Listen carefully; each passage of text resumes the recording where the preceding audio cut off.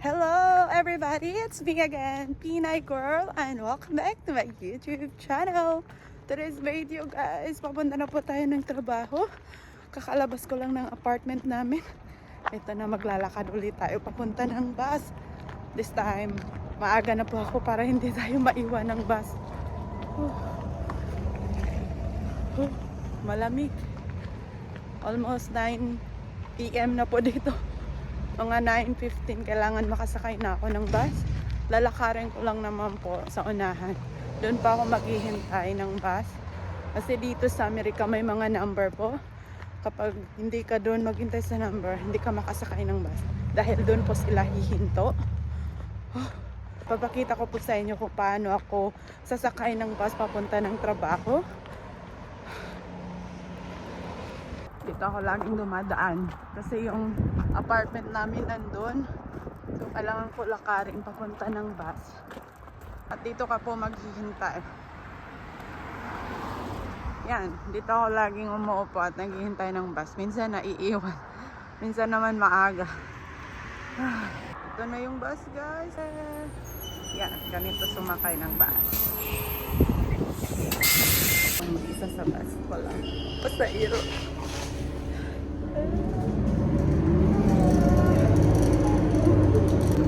Walang pasahero. Sobrang aga po guys.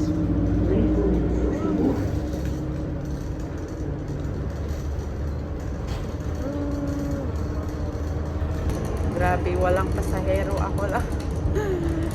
Pero schedule po sila. Kahit mag-isa ka man, ihahatid ka talaga nila. Dahil ganito dito. Schedule yung oras. Kailangan nilang umalis, may pasahero man or wala. Ito po yung first bus na sasakyan ko. Pangalawang sakay po ako bago makarating ng trabaho. Hihinto ko ito sa bus terminal dahil doon naman talaga ito hihinto. At doon din po ako sasakay ng pangalawang bus. Dahil na hindi naman malayo, mga 15 minutes away lang. Darating na tayo sa bus terminal. Na-vlog ko na ito sa aking Facebook, pero ngayon uulitin ulit natin sa aking YouTube channel. Ay guys, trabaho na naman. Umising ako ng maaga para makasakay ng bus. Nakakapagod magtrabaho. Gusto ko pang matulog, pero wala man ang gumising. Ito po yung bus terminal. So, dito hihinto yung bus. Nakikita niyo ang daming mga bus. Yan. Ito.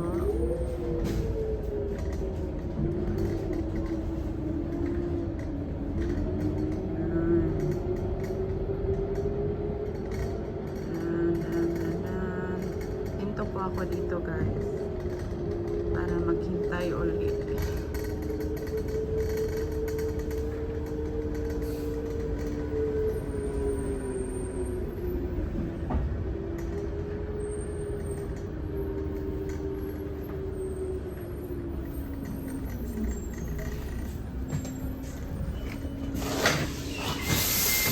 Thank you. Yes, sir. Ito na tayo sa bus terminal. Yan, may flat screen po dito. Makikita nyo po kung anong oras darating yung bus. So, dito nyo po titingnan. Diba, social?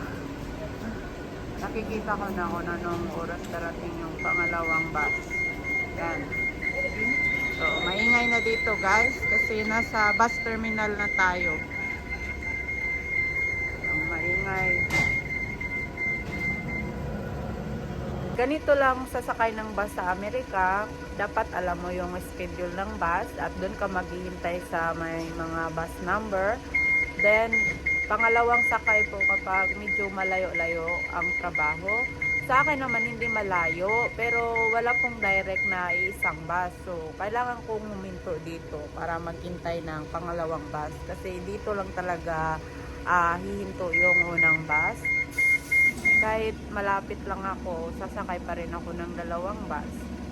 Mabilis lang. Sa akin, walang problema kahit magbus ako araw-araw. Ang kalaban lang talaga ay yung lamig. Lalo na pag winter time, ayoko talagang nagbabas ako dahil napakalamig po sa labas. Lalo na't maaga kang lalabas ng bahay. Sobrang lamig lalo na sa maaga.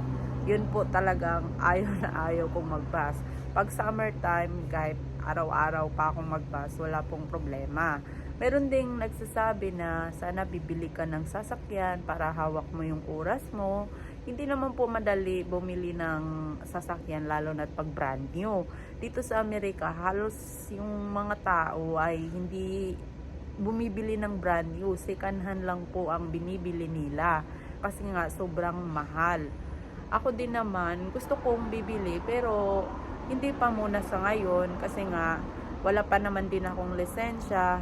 So, kung meron na akong sasakyan, siyempre kailangan ko munang matuto at second ay magkaroon ng license. Kahit meron kang sasakyan, wala kang lisensya, hindi ka pa rin pwede mag-drive kasi bawal po yun. Baka matikitan ka or mas komplikado na kailangan talaga may license ka, makapasa ka sa exam. So, yun po ang unang gagawin mo kung may sasakyan ka man. Yung sasakyan, pwede kang bibili anytime kung may pera ka. Yung iba kasi, parang ang bilis lang nila sabihin, bili ka ng sasakyan, ganon. Pero, kung wala ka namang license, ahanin mo naman yung sasakyan, hindi ka naman pwede mag-drive, diba? Importante talagang magkaroon ng license dito sa Amerika. Sobrang mahirap na po kapag hindi ka sumunod sa mga rules dito. Napakahirap. Hindi tulad sa Pinas, parang ang titigas ng mga ulo, diba? Dito talaga yung mga tao ay takot. So, hindi sila nagdadrive ng walang license. Hira na lang yung hindi nakikinig. Parang halos talaga dito, merong mga license. Nandito na yung pangalawang bus, guys, sa likod ko. Diba? Hindi ako na late. Maaga sa Pinoy Card. Dito tayo sa my number. Number 3. Yan. Sasakay na uli ako. Work, work, work, guys. Dito na ako.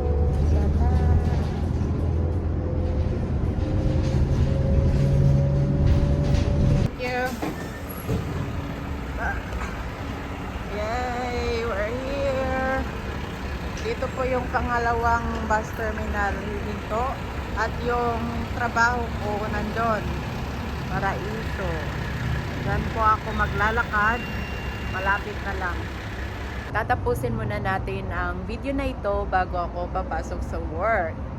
Another day, another work. Ganon ang buhay dito sa Amerika, guys. Kailangan gumising ng maaga para papasok sa work. Masaya ako kapag makapag-day off kasi makapag-adventure kami ni Abe. Pero pag trabaho na nakakapagod pero laban pa rin.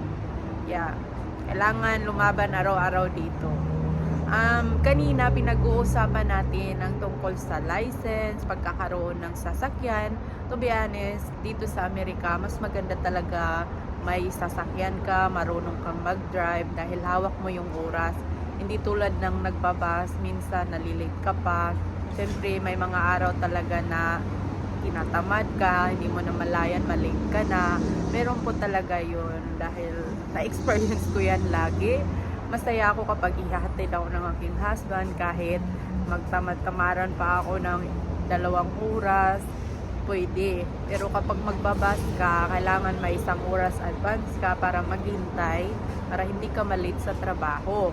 Yung iba, sinasabi agad, bumili ka na ng sasakyan para hindi ka na nahihirapan. Kung sarili ko lang talaga ang iniisip ko, nakabili na ako ng sasakyan, hindi man brand new, siyempre second-hand. Kaso nga lang guys, inuna ko pong tulungan yung pamilya ko. Siyempre, hindi naman lahat ng sweldo ko ay para sa akin, no? Nag-iipon pa rin po ako para makabili din ng sasakyan at magpaturo kung paano mag-drive. Marunong naman ako na sa automatic kasi one time tinuruan po ako, madali lang pala siya. Pero kailangan ko talaga ng second hand na sasakyan. Bibili po ako. Meron namang sasakyan si Happy pero ayoko po dahil hindi po yun automatic. Manual po yun. Kaya nahihirapan din po ako magpaturo sa kanyang sasakyan. Kaya sabi ko sa husband ko, pag-iipunan ko para bibili ng sasakyan. Basta matapos ko yung mga responsibility, priority sa buhay. At syempre, gano'n naman talaga tayo, no? Kahit gustuhin natin sa ating sarili na bibili, pero mas pinili pa rin natin tumulong dahil gano'n ang buhay. Yun, sana maintindihan din po ng iba kung bakit nagbabas ako sa ngayon dahil komportable naman ako at safe naman magbas. Ang kalaban mo lang talaga ang lamig. Yun lang po, guys. It's time to work na. Alakarin na natin papunta ng trabaho. Yep.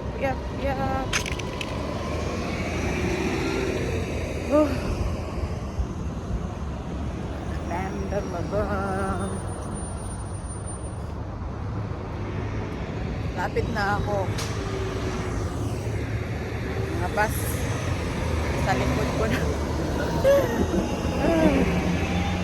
Nagbabas lang ako papunta ng work. Pero pag pauwi, sinusundo na pa ako ni Javi. Hi.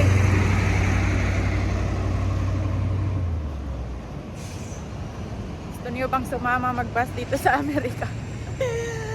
Ay, Diyos ko.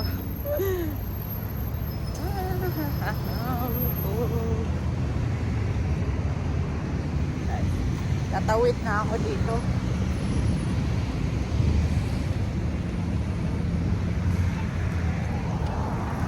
Tingnan natin. Dito, pagtatawid. Yan ang aking workplace, Paraiso. Hintay na lang po tayo para makatawid. Okay, tawid na.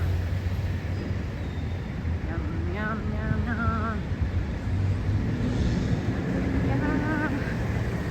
13, 16, 17, 14, 13. Yan. Ito na po. Welcome to my workplace. Papasok na po ako sa work. Salamat po sa panonood and see you next time in my next vlog, everybody. Thank you guys. Bye.